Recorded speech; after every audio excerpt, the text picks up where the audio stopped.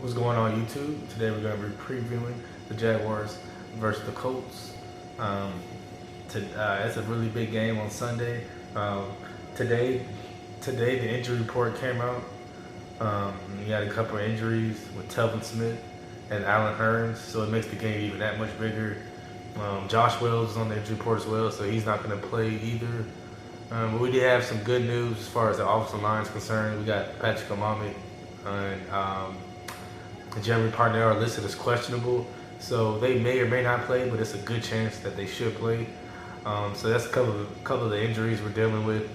I know from the Colts standpoint, they have one of their starting cornerbacks out, Rasheem Melvin, and then they have their center Ryan Kelly's out for the game, and they have a couple other reserves, I think, from the offensive line that's out. So they have some injuries as well, but from our standpoint, we should be able to have the same kind of impact we did last time versus the Colts, as far as having success through the air, moving the ball with ease, and then being able to capitalize with scoring in the red zone. And then from our standpoint, with us getting our offensive line back as well, we should be able to run the ball pretty good. I know the running game lately has been kind of inconsistent, but we should be able to do pretty good here versus the Colts. Like I said, we're getting some of our offensive linemen back. Hopefully they will play on Sunday, but if they do play, we should be able to have success versus the Colts D-line, like we did in that first game. I think that was the game. Leonard Fournette wasn't playing. It was just Chris Ivory and TJ Yeldon. So this time Fournette would get to play the Colts for the first time. I didn't see him on the injury report today, so he should be ready to go and healthy for that game. So hopefully we have a breakout game for the running game, and then hopefully the passing game does the same as well. I do have us winning this game 28-13. This is my prediction for the game. But just a couple key things for us to win. Just keys to victories for us to win. Like I said, this is a very important game. This is a division game, number one. We need, like I said, we need to run the ball.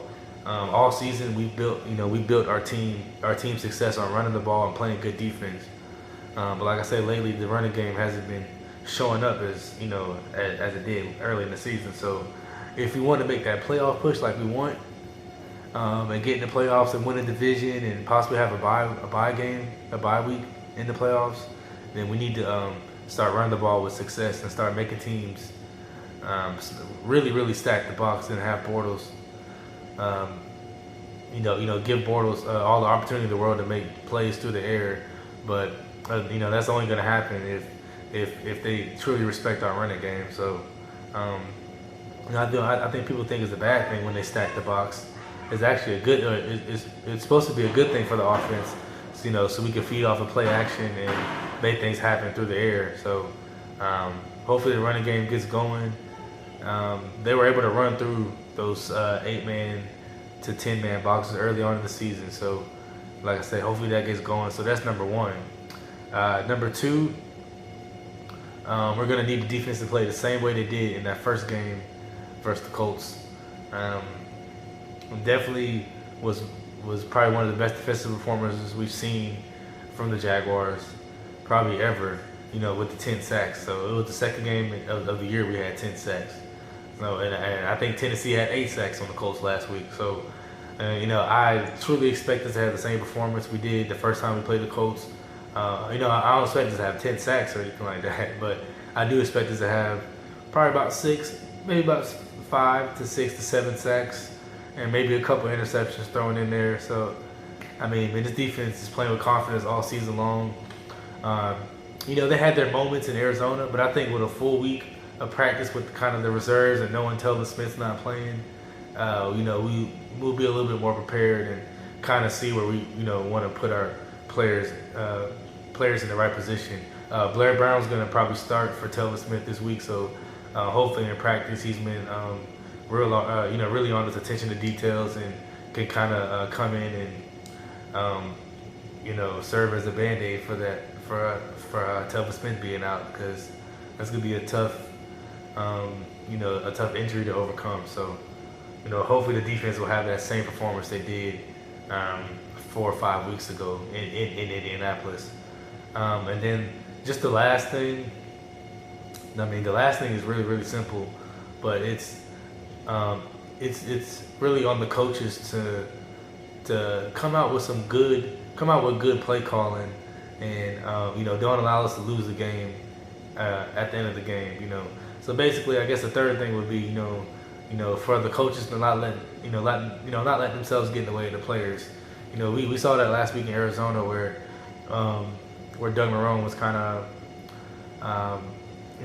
persistent on trying to score in that last drive on second down, trying to throw to Marquise Lee, and then, it just wasn't smart. So you want to put your players in a good position. You want to put your players in the right position to succeed. The Jaguars have never really been in this situation as far as this group of players, these core players, have never really been in this situation. I know we have a couple players that's been to Super Bowls and all that, and have played in playoff games, but for the most part, this coaching staff and most of the players like Bortles and Fournette, Ramsey, and Telvin Smith, just players like that. Players like that haven't been in these situations. Just with the team having success and making a playoff push. So it's a lot of pressure on the coaching staff to, point these players in the right direction. Make sure we're not making those mental errors. So, that'll be the last thing for us. In order for us to win this game. It's not a lot of things that we can do to lose this game. So pretty much if we just execute like we've been doing all season, and that I know we can, we should be able to win this game.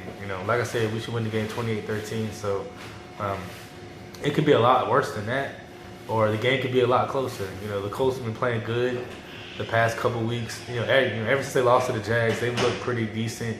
They had that 1-point loss to the Bengals, and then they ended up beating Houston, but then they turned around and lost to the Steelers. They lost to the Steelers and then the Tennessee Titans back-to-back. Now, both of those games were really close, and you can almost say the Colts kind of blew it in both of those games. But, they are where they are. They're 3-8 for a reason. And this is the NFL. You can't expect to blow a team out like that every week. But Chuck Pagano, they got those. He's got those players playing hard. So it's not gonna be a cakewalk. But if we execute the way that we should, we should be able to win in convincing fashion. So the stadium's gonna be pumped. Everybody's gonna be hyped. I'm gonna be there. My voice gonna be gone. It's gonna be crazy.